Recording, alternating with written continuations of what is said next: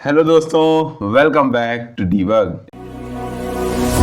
Start करते हैं आज के लेक्चर को। जैसे कि पिछले लेक्चर में हम लोगों ने ऑपरेटर्स पढ़ा और आज हम लोग उसी के आगे कंटिन्यू करेंगे। और आज हम लोगों का एक नया टॉपिक स्टार्ट होता है कि कंट्रोल स्टेटमेंट्स क्या होती हैं और कैसे इसको हम लोग इंप्लीमेंट करते हैं। तो सबसे पहले एक बेसिक क्वेश्चन आता है कि कंट्रोल स्टेटमेंट्स होती क्या है। जैसा कि नाम स्पेसिफाई कर रहा है, कंट्रोल स्टेटमेंट्स ऐसी स्टेटमेंट्स होती हैं जो कि कंट्रोल करती हैं flow of execution of the program, यानी कि कौन सी स्टेटमेंट पहले एग्जीक्यूट होनी है, कौन सी स्टेटमेंट बाद में एग्जीक्यूट होनी है। क्योंकि जो सी है सीक्वेंसली स्टेटमेंट एग्जीक्यूट करती है, मतलब जो पहले ब्लॉक ऑफ कोड लिखा होता है वो पहले एग्जीक्यूट होगा, जो उसके बाद लिखा है वो उसके बाद एग्जीक्यूट होगा, मतलब लाइन बाय लाइन एग्जीक्यूट करेगी। अगर हम लोगों को कोई स्टेटमेंट किसी कंडीशन के बेसिस पे या कोई स्टेटमेंट बार बार रिपीट कराने, उसके लिए हम लोग यूज करते हैं कंट्रोल स्टेटमेंट। अगर हम लोग सिंपल टर्म्स में बात करें, कंट्रोल स्टेटमेंट ऐसी स्टेटमेंट होती हैं जो यूजर को हेल्प करती हैं उनका ऑर्डर ऑफ एग्जीक्यूशन चेंज करने के लिए, कि कौन सी स्टेटमेंट कब एग्जीक्यूट होनी है और किस तरीके से एग्जीक्यूट होनी है, हम लोग चेंज कर सकते हैं अपने बेसिस पे यूजिंग कंट्रोल स्टेटमेंट। सी हम लोगों को तीन तरीके की कंट्रोल स्टेटमेंट प्रोवाइड करता है। कौन कौन सी? सबसे पहले आती हैं कंडीशनल स्टेटमेंट्स, फिर आती हैं इटरेटिव स्टेटमेंट्स, फिर आती हैं जंप स्टेटमेंट। तो कंडीशनल स्टेटमेंट्स कैसी स्टेटमेंट होते हैं? कंडीशनल स्टेटमेंट्स वो स्टेटमेंट्स होती हैं जो कि किसी कंडीशन के बेसिस पे ब्लॉक ऑफ कोड एग्जीक्यूट करती हैं। अगर कंडीशन ट्रू है ये ब्लॉक ऑफ कोड होना चाहिए, अगर कंडीशन फॉल्स है तो ये ब्लॉक ऑफ कोड रन होना चाहिए। तो इसके लिए सी हम लोगों को दो स्टेटमेंट प्रोवाइड करता है, एक इफ एल्स और एक स्विच। इफ एल्स भी कई डिफरेंट टाइप्स के होते हैं, तो इसको हम लोग आगे देखेंगे। फिर आते हैं इटरेटिव स्टेटमेंट। इटरेटिव स्टेटमेंट कैसी स्टेटमेंट होती है? इटरेटिव स्टेटमेंट्स ऐसी स्टेटमेंट्स होते हैं जो कि किसी भी ब्लॉक ऑफ कोड को कितनी नंबर ऑफ टाइम्स रिपीट करना है, कि किस ब्लॉक ऑफ कोड को कितनी बार चलाना है, किसको कितनी बार चलाना है, वहां पे इटरेटिव स्टेटमेंट्स यूज होती हैं। सी हम लोगों को तीन तरीके की इटरेटिव स्टेटमेंट देता है, एक फॉर लूप, व्हाइल लूप और डू व्हाइल लूप। फिर हम लोग इसके बाद आते हैं जंप स्टेटमेंट पे। जंप स्टेटमेंट क्या होती है? जंप स्टेटमेंट ऐसी स्टेटमेंट होती है जो कि हम लोग को एक जगह से दूसरी जगह जंप करने में मदद करती है। कि अगर हम लोग सब प्रोग्राम के सबसे नीचे हैं और वहां पे कोई कंडीशन ट्रू हो गई और हम लोग को वापस से प्रोग्राम को ऊपर ले जाना है, फिर से मेन से चालू करना, तो वहां पे हम लोग जंप स्टेटमेंट का इस्तेमाल करते हैं। तो इसके लिए सी हम लोगों को तीन तरीके की जंप स्टेटमेंट प्रोवाइड करता है, एक ब्रेक स्टेटमेंट, फिर कंटिन्यू, फिर गो टू, जिसको हम लोग आगे के लेक्चर्स में इन डिटेल पढ़ेंगे। तो आज सबसे पहले स्टार्ट करते हैं कंडीशनल स्टेटमेंट से। कंडीशनल स्टेटमेंट चेंज करती हैं एग्जीक्यूशन का फ्लो बेस्ड ऑन कंडीशन, मतलब अगर कंडीशन ट्रू है तो ब्लॉक ऑफ कोड चलेगा, अगर कंडीशन फॉल्स है तो कुछ और ब्लॉक ऑफ कोड चलेगा, या तो जो रिमेनिंग टास्क हैं वो चलेंगे। जैसे हम लोग एक एग्जांपल से समझते हैं इस बात। जैसे तुम्हारी मम्मी है, मम्मी ने कहा तुम्हें कि मार्केट जाना है। अब मार्केट जाना है तो तुम्हें याद आया मार्केट से कुछ ना कुछ खाना तो जरूर है, तो तुमने एक कंडीशन रखी मम्मी के सामने, मम्मी मुझे पैसे चाहिए, मुझे कुछ खाना भी है। तो मम्मी अब अगर हाँ कर देती हैं तो तुम खुशी खुशी मार्केट जाओगे और जो मार्केट का काम है उसे करके आ जाओगे। अगर मम्मी मना कर देती हैं तो तुम मार्केट नहीं जाओगे और अपने जो रिमेनिंग टास्क है उस पर लग जाओगे। अगर मम्मी मान गई थी तो तुम मार्केट जाओगे और मार्केट से आने के बाद अपना रिमेनिंग टास्क करोगे। अब मम्मी मानी नहीं तो तुम अब अपना मार्केट ना जाके अपने जो वापस से रिमेनिंग टास्क है उस पर लग जाओगे। तो ये तो हम लोग नॉर्मल कंडीशनल स्टेटमेंट्स में होगा, मतलब अगर स्टेटमेंट ट्रू है तो वो ब्लॉक ऑफ कोड एग्जीक्यूट होगा, अगर कंडीशन फॉल्स है तो वापस से जो रिमेनिंग टास्क है वो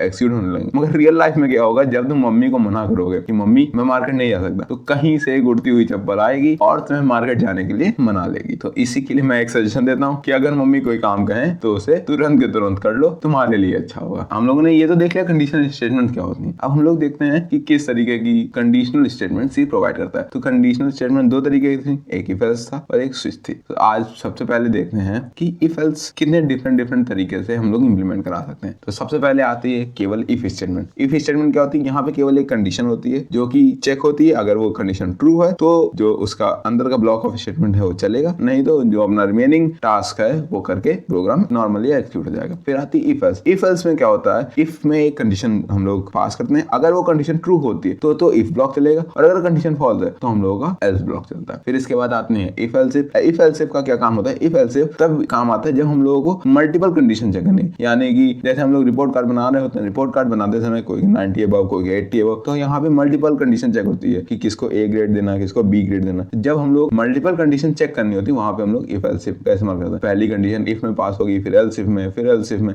तो जितने भी हम लोगों को एल्स इफ लगाने होते हैं वहां पे हम लोग इफ एल्स इफ स्टेटमेंट का इस्तेमाल करते हैं। फिर इसके बाद आती है nested if else. Nested if else कहाँ भी यूज होती है? यहाँ पे हम लोगों को एक कंडीशन अगर ट्रू हो जाती है उसके बाद वाली कंडीशन चेक करनी है, यानी कि अगर इफ कंडीशन ट्रू होती तभी उसके अंदर वाला इफ चलेगा, अगर नहीं ट्रू होती तो एल्स ब्लॉक चलेगा। इस तरीके से नेस्टेड इफ एल्स काम करता है। अब बात आती है कि इनका इम्प्लीमेंटेशन कैसे हो सकता है सी में, किस तरीके से इफ का यूज करेंगे, इफ एल्स का यूज करेंगे। तो इसका इम्प्लीमेंटेशन हम लोग अपने नेक्स्ट लेक्चर में देखेंगे और देखेंगे कि किस तरीके से हम लोग इसको रियल लाइफ एप्लीकेशन से यूज करते हैं। कुछ रियल लाइफ एग्जांपल से इनका इम्प्लीमेंटेशन देखते हैं और देखेंगे कि कैसे इनको यूज करके एक सी प्रोग्राम बन सकता है। सो आज के लिए बस इतना ही। अगर आपके कोई डाउट्स हो प्लीज कमेंट, और आपको इस लेक्चर के नोट्स नीचे डिस्क्रिप्शन में मिल जाएंगे। तो नेक्स्ट लेक्चर में हम लोग कंडीशनल स्टेटमेंट्स कंटिन्यू रखेंगे और देखेंगे कि इफ, इफ एल्स इफ और नेस्टेड इफ को कैसे हम लोग इंप्लीमेंट कर सकते हैं। तो please like, share and subscribe debug. Thank you.